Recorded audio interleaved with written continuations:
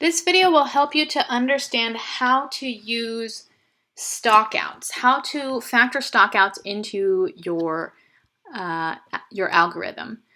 So we're going to use the example of the cell phone finger strap. Now stockouts need to be factored out because what ends up happening is if we have a stockout for say a week, 2 weeks, then our averages are all thrown off. If we have a stockout for a week, then we are looking at averages that are not based on full data. So if we've got, let's say 10 days, if we've got 10 days of stockouts and we're used to selling, say 900 units in a month, but we have a stockout for 10 days, then we have only 600 units, but that's still divided by 30 days in a month. And so our average is significantly lowered and we'll end up ordering 300 units less than we should be ordering. So what we want to do is we want to eliminate that so we actually get a true daily average that is not thrown off by our stockouts.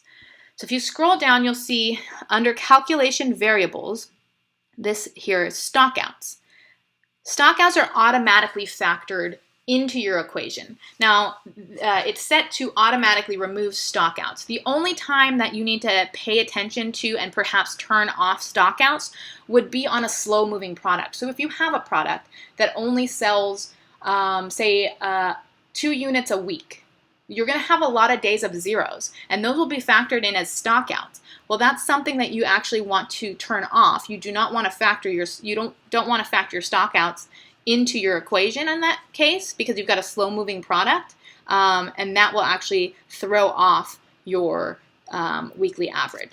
So, that's the recommendation. If you have a very slow-moving product, you want to turn stockouts off, but and pretty much every other case, you'll want to include your stockouts. So let's click this open and see what's happening here.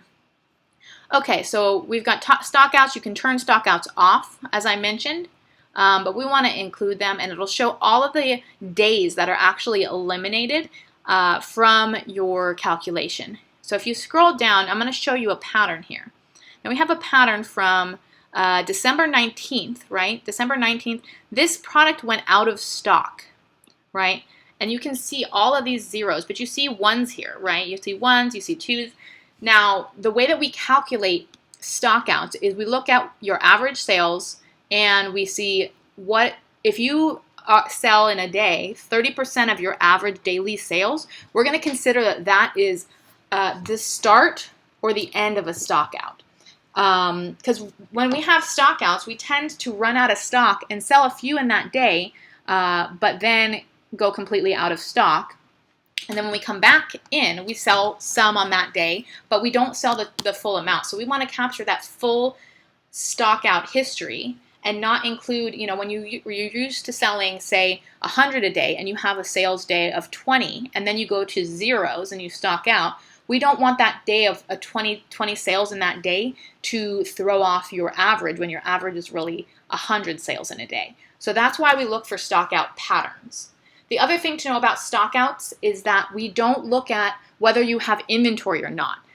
Some softwares may look at, is there any inventory sitting in Amazon? Well, that's a problem, and that's a problem for a couple of different reasons. One is that as you see this pattern here, this stockout pattern, we see that there's one sale, right? And you had inventory for that one. You sold 1 unit, then we had zeros, and then Amazon, because if you don't shut off your listing, Amazon might find an extra unit and sell it. Well, that would throw off your entire average because a day where you're supposed to sell 100, you are noted as only selling 1, it throws off your entire average. So we eliminate that as well. So some of these days where Amazon finds the units and sells them, those are also factored out. And you can see this entire stockout pattern all the way to the 29th of January. Now, that is why we look for stockout patterns. That is why we don't look at whether you have inventory in stock and consider that a stockout.